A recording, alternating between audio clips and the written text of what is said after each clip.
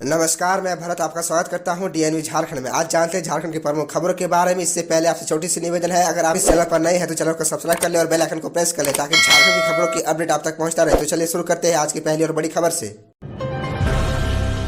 झार नियोजन पोर्टल का सीएम हेमंत सोरेन करेंगे शुभारंभ, बेरोजगारों का होगा ये लाभ। आपको बता दें कि झारखंड में झार नियोजन पोर्टल का शुभारंभ आज 17 मार्च को मुख्यमंत्री हेमंत सोरेन करेंगे। दिन के 4 बजे झारखंड विधानसभा स्थित मुख्यमंत्री कक्ष में पोर्टल का शुभारंभ करने का कार्यक्रम निर्धारित है। श्रम नियोजन प्रशिक्षण एवं कौशल विकास विभाग झारखंड सरकार द्वारा बनाए गए झारखंड नियोजन.झारखंड.gov.in पोर्टल के माध्यम से सरकार नियोक्ता एवं रोजगार ढूंढ रहे अभ्यर्थियों को एक प्लेटफॉर्म उपलब्ध कराने का प्रयास कर रही है। इस पोर्टल पर नियोक्ता अपने व्यवसाय एवं उससे संबंधित मानव बल के बारे में जानकारी साझा कर सकते हैं। इसके अलावा आवश्यक मानव बल हेतु रिक्तियां भी निकाल सकेंगे। वहीं रोजगार के लिए इच्छुक अभ्यर्थी संबंधित रोजगार के लिए खुद को रजिस्टर कर अपना आवेदन भी कर सकेंगे। झारखंड में आंधी बारिश के साथ वज्रपात, 2 की मौत, घंटों गुल रही बिजली। आपको बता दें कि रांची समेत झारखंड के कई इलाकों में गुरुवार को दोपहर के बाद तेज आंधी के साथ बारिश हुई। इस दौरान दर्जनों पेड़ गिर गए, कई जगह ठनका भी गिरा।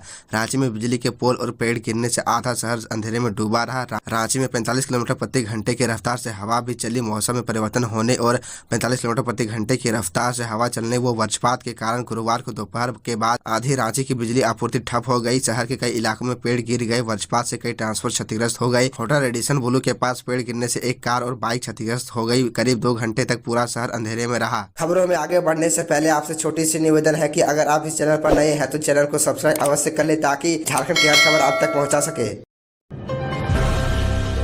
राज्य के लिए 6 रेलवे ओवरब्रिज स्वीकृति, 3 दिनों में 1080 करोड़ के प्रोजेक्ट को मंजूरी। दरअसल आपको बता दें कि केंद्र सरकार ने राज्य के लिए 6 रेलवे ओवरब्रिज स्वीकृति किए हैं। इस पर 341.63 करोड़ रुपए की लागत आएगी। केंद्र सरकार परिवहन एवं राजमार्ग मंत्रालय ने इस संबंध में पत्र निर्माण विभाग को स्वीकृति की सूचना भेजी है। सभी रेलवे ओवरब्रिज सेतु बंधन योजना के तहत बनाए जाएंगे। मंत्रालय ने कहा कि इन योजना के संशोधित प्राकलन को मंजूरी नहीं मिलेगी। इसके प्रशासनिक स्वीकृति में भी कोई बदलाव नहीं होगा। इसके लिए रेल मंत्रालय राज्य सरकार के बीच MOU होगा। राज्य सरकार इसके क्रियान्वयन के लिए मुख्य एजेंसी होगी।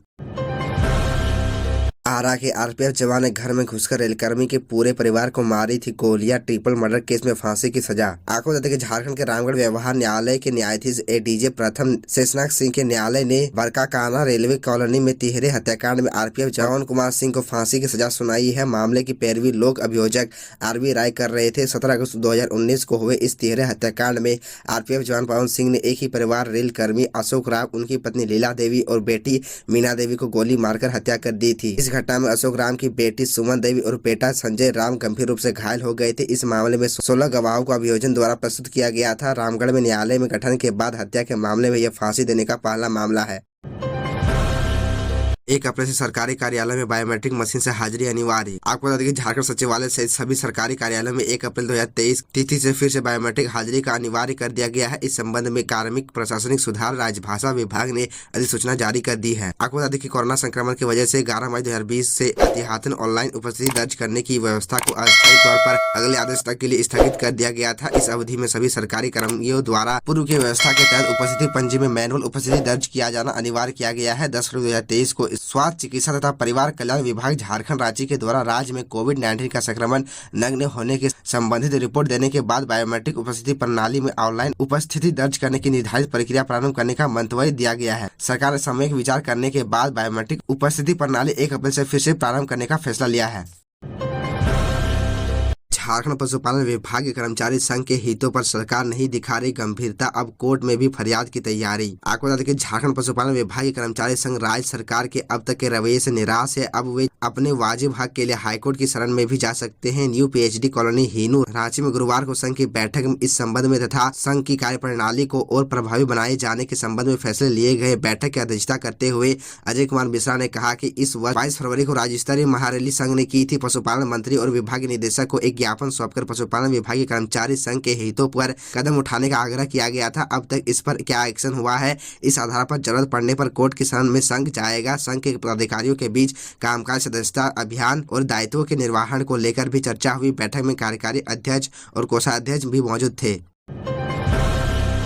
सत्र में ही नियोजन निधि पर CM देंगे जवाब, कल से बीजेपी विधायक नहीं पहनेंगे टी-शर्ट।